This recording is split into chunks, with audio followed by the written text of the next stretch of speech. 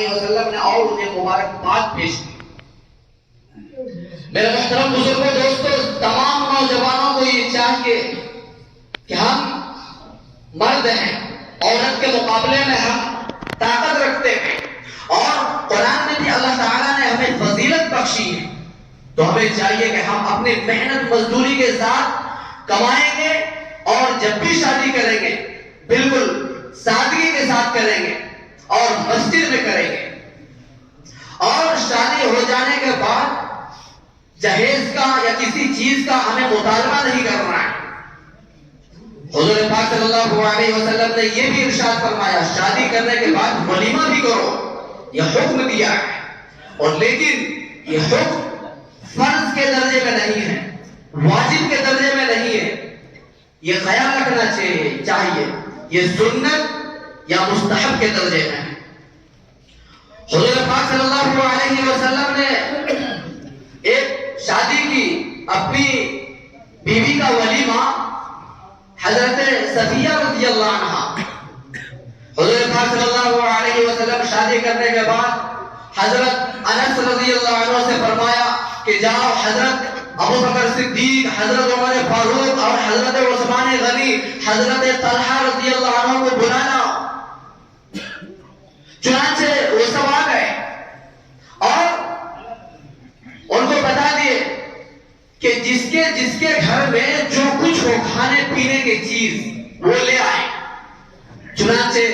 کچھ صحابی کھجور لے کر آئے، کچھ صحابی گھی لے کر آئے، کچھ صحابی ستو لے کر آئے، کچھ صحابی پنیر لے کر آئے، اور ایک دسترخوان پر بیٹھ گئے، اور دسترخوان پر بیٹھ جانے کے بعد یہ جو کچھ سامان کھانے پینے کے جو آئے، ایک قسم کا حلوہ بنا لیا گیا، اور سارے لوگ، سب صحابی اور حضور پاک صلی اللہ علیہ وسلم سب مل کر کھا لیے، اور حضور پاک صلی اللہ علیہ وسلم نے فرمایا یہ ہے ولیمہ۔ ولیمہ کرنا چاہیے اس لیے کہ یہ سنت ہے، اور لیکن یہ بھی خیال رکھنا چاہیے کہ ولیمہ میں اللہ تبارک تعالیٰ نے ہمیں جتنی حیثیت دی ہے، جتنی وسعت دی ہے، اسی اعتبار سے کرنا چاہیے۔ اور ایک اور حدیث ہے، حضرت ابو ہریرہ رضی اللہ عنہ فرماتے ہیں کہ سب سے برا کھانا جو ہے، سب سے بیکار کھانا جو ہے، وہ ولیمہ کا کھانا ہے۔ وہ کیوں؟ وہ اس وجہ سے کہ آج ہم ولیمہ شوق سے کر رہے ہیں، ولیمہ شوق سے کرتے ہیں، لیکن اس میں مالدار لوگوں کو شامل کیا جاتا ہے، بڑے بڑے لوگوں کو شامل کیا جاتا ہے، لیکن غریب لوگوں کو اس میں ہم نہیں بلاتے، ان کو دعوت نہیں دیتے، ان کو نظر انداز کر دیتے ہیں۔ یہ حضور پاک صلی اللہ علیہ وسلم نے فرمایا کہ ولیمہ کرو، لیکن اس میں غریب لوگوں کو بھی شامل کرنا چاہیے، لیکن آج ایسا نہیں ہو رہا ہے۔ یہ اپنے آپ کو افسوس کی بات ہے میرے محترم بزرگوں اور نوجوانوں، ہم اپنے اندر یہ احساس پیدا کریں گے جب بھی ہم شادی یا ولیمہ کریں گے، اس میں غریب لوگوں کو بھی ضرور شامل کریں گے۔ ہو سکتا ہے اس غریب کی دعاؤں کی برکت سے ہمیں اور اللہ تعالیٰ نواز دیں گے۔ شادی بیاہ، آج شادی بیاہ کرنے سے لوگ گھبرا رہے ہیں، ڈر رہے ہیں، کیوں؟ اتنا بالکل مشکل بنا دیا ہے، اتنا آسان کام کو اتنا مشکل بنا دیا ہے کہ لوگ پیچھے بھاگ رہے ہیں۔ کیوں؟ بہت زیادہ خرچ ہو رہے ہیں، حالانکہ شادی میں صرف دو فرض ہیں۔ نمبر ایک، ایجاب اور قبول کا ہونا، دوسرا دو گواہوں کی موجودگی میں، اور تیسرا نمبر جو ہے وہ مہر، یہ واجب ہے، اور تین چیزیں سنت ہیں: خطبہ کا پڑھنا، شوہروں کا تقسیم کرنا، یہ سب سنت میں شامل ہے۔ اگر کوئی شخص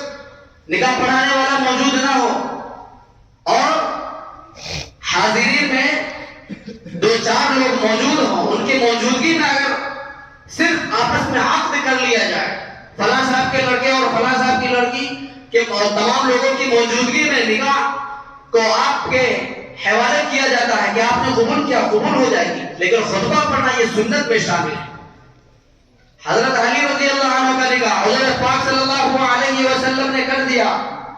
حضرت فاطمہ رضی اللہ عنہ سے، اور اس وقت حضرت علی رضی اللہ عنہ اس مجمع میں موجود بھی نہیں تھے، لیکن اس سے پہلے بات ہو چکی تھی۔ لیکن جب حضور پاک صلی اللہ علیہ وسلم نے جب ان کا نکاح پڑھا دیا تو حضرت علی رضی اللہ عنہ کو معلوم ہوا، تو حضرت علی رضی اللہ عنہ نے قبول کر لیا۔ جب رخصتی کا وقت آیا تو حضور پاک صلی اللہ علیہ وسلم نے ام ایمن رضی اللہ عنہ سے کہا کہ جاؤ فاطمہ رضی اللہ عنہ کو اور کچھ چند صحابیہ تھی حضرت علی رضی اللہ عنہ کے گھر لے جاؤ۔ حضرت ام ایمن اور کچھ صحابیہ حضرت فاطمہ رضی اللہ عنہ کے اوپر چادر یا اس وقت جو برقع چلتا تھا اڑا دیا اور حضرت علی رضی اللہ عنہ کے گھر میں رخصت کر دیا۔ کچھ دہیج کا کچھ نام و نشان ہی نہیں تھا، یہ تو غیروں سے آ گیا ہے۔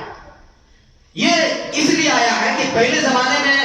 یہ سمجھا جاتا تھا کہ لوگ یہاں سے ہم بارات لے کر جائیں گے اور لڑکی والے کے یہاں جب وہاں سے رخصت ہوں گے تو وہاں جو جہیز ملے گا، جو سامان ملے گا، راستے میں جو چور ڈکیت جو مل جائیں گے تاکہ ہمارے سامان ضبط وغیرہ نہ کر لیں۔